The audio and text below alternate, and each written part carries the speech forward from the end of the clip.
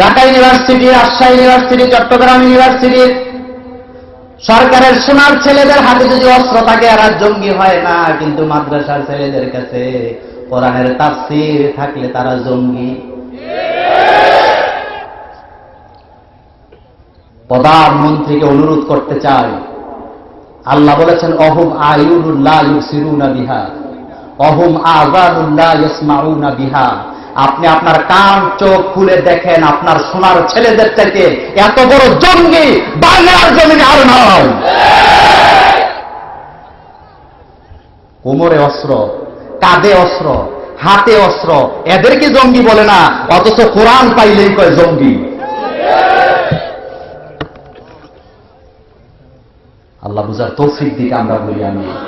আল্লাহ বলেন আমার কোরআনের সাথে বেয়াদবি করবি আমি দুনিয়াতে সুটকি দিয়ে রাখবো। কয়েকটা নাস্তিককে আল্লাহ সুটকি বানায় রেখেছেন এই বাংলার জমিনে, ঠিক না বেঠিক?